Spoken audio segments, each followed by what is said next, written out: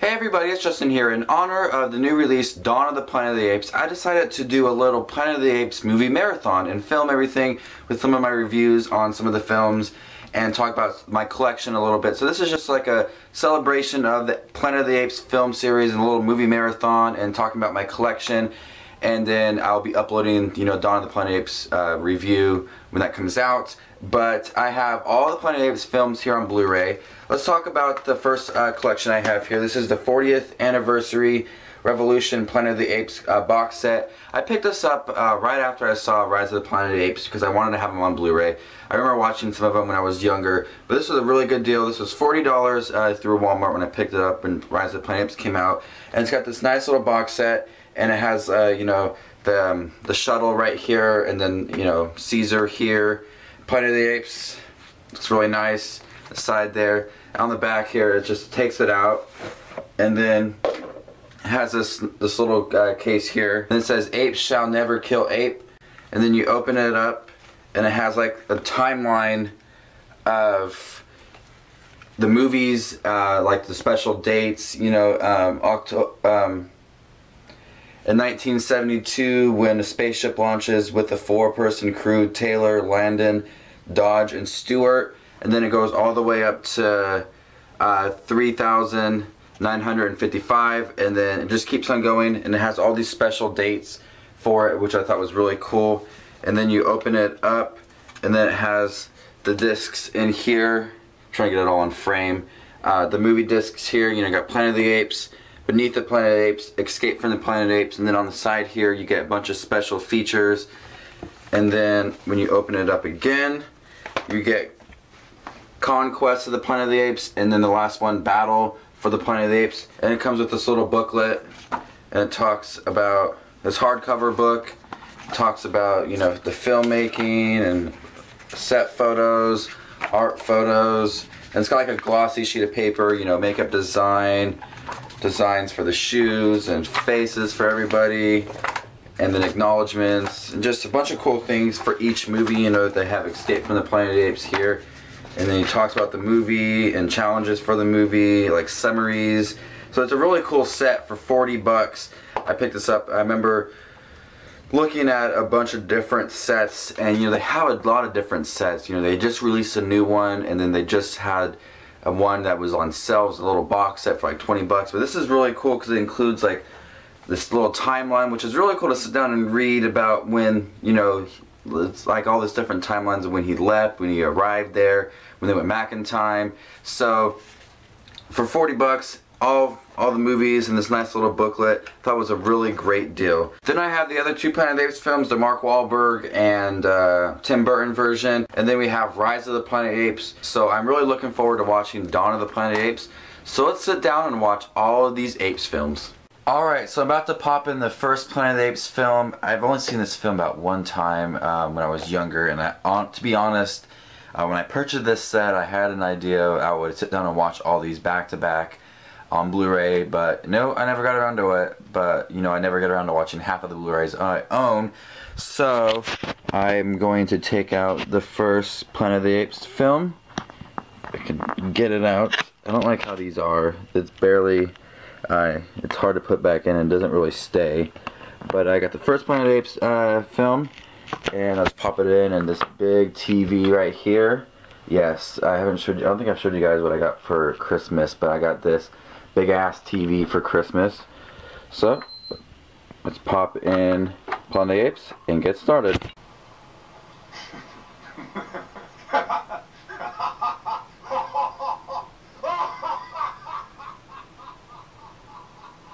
America.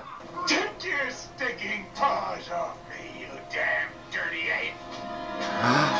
Hashtag gasp. Derp. You maniac!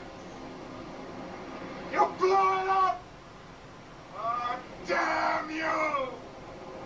God damn you all to hell! Alright, so I just got done watching the first Planet of the Apes film, and I really enjoyed this film. It's a great insight on how, humans treat animals, and I'm going to now pop in the second film, which is Beneath from the Planet of the Apes. So let's get started on that.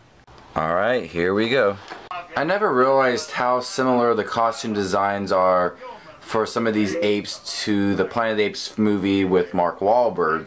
You know, the two apes that they just shown were very similar to the apes right there. Michael Clark Duncan and Paul Giamatti's character from the Planet of the Apes with Mark Wahlberg. They're very similar. I just not realized that. A little too late with that though. Alright, so I just got done watching the second Planet of the Apes film, which was Beneath the Planet of the Apes, and to be honest, I really did not care for this movie. It took a different approach and added these civilization underneath the Planet of the Apes.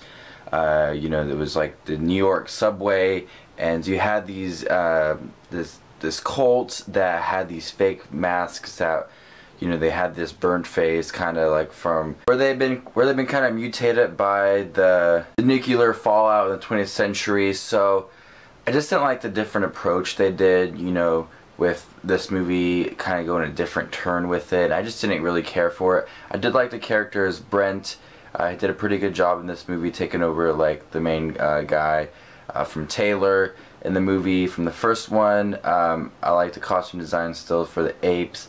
But the storyline I just didn't care for. Now we're going to start watching the third one, which is Escape from the Planet of the Apes. As we get into the later ones, the third and the fourth and the fifth one, I really don't remember much of those ones. The first and second one are the only ones I really remember from the original series, but the third, fourth, and the fifth I really don't remember. So let's get started on the third one. Alright, here we go. And the fifth, until paints a picture of the artist painting a picture, of the artist painting a picture, of the artist painting a picture, of the artist painting a landscape.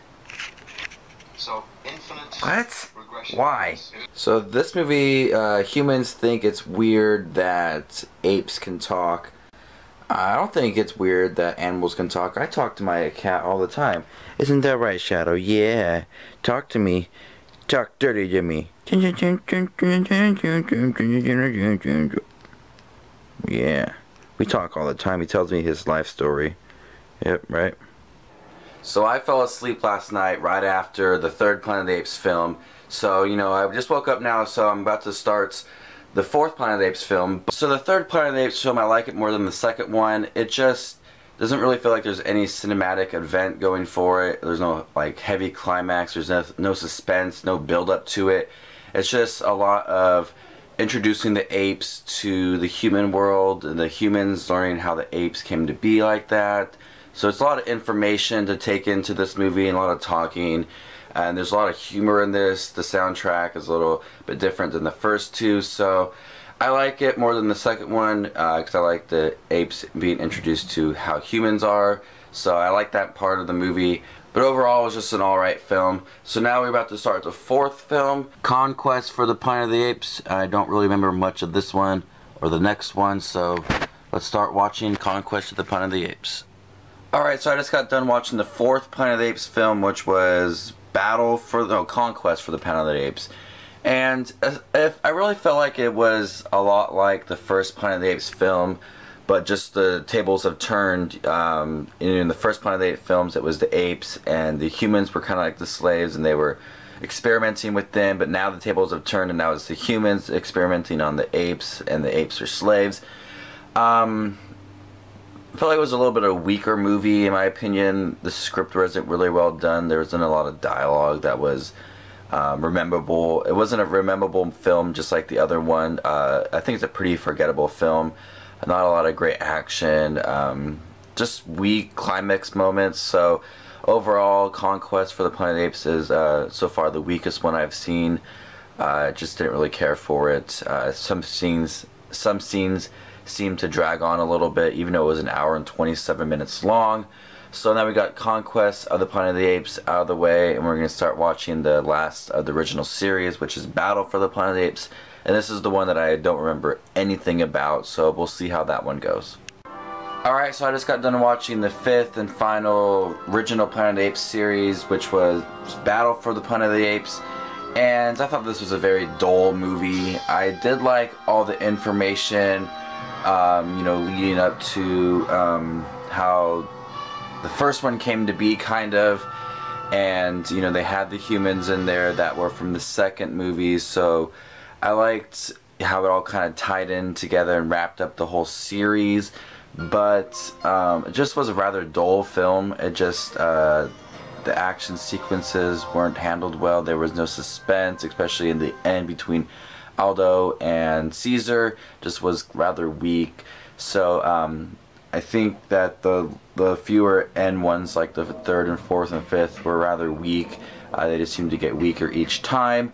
But I finished the original series now, so I'm about to pop in the Tim Burton Planet of the Apes film with Mark Wahlberg. I remember liking that movie so much when I was younger, so we'll see how that one goes. I haven't opened it yet. I haven't even seen it on Blu-ray, so we'll see how Blu-ray quality is for that. So I'm pretty excited to watch the last two Planet of the Apes films, that and Rise of the Planet of the Apes.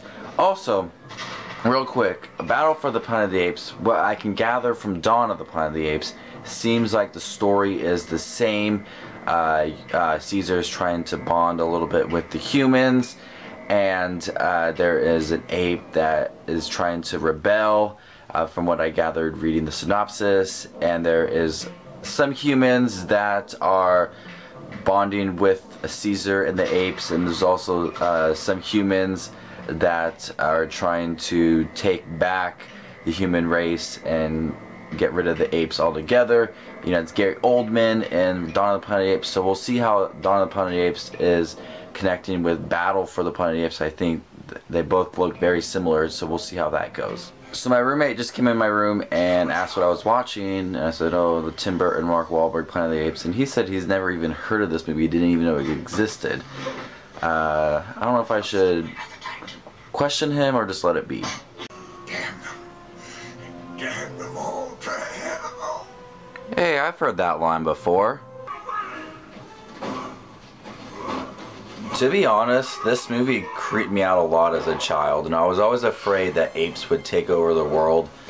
And to be honest, this was the scene that intrigued me the most, because I was always wanting to know how the apes came to be. And so when this scene happened, I was so intrigued by it and interested on how the apes came to be and how they attacked the humans on the spaceship. Alright, so I just got done watching Planet of the Apes, which is directed by Tim Burton. I still really like this movie. It's a throwback to the Planet of the Apes film, the first one, but with a new twist and different kind of roles for the characters. And, you know, there are some similarities of, you know, the female ape taking in Leo Davidson, kind of like how they took in Taylor in the first Planet of the Apes film. A lot of similar references, you know, the Forbidden Zone and the crosses they had marking that it was Forbidden Zone. You know, the gorillas hunting the humans. So there's a lot of similarities here and there, but it's also like a different take on it. Also kind of different take on how the apes came to be.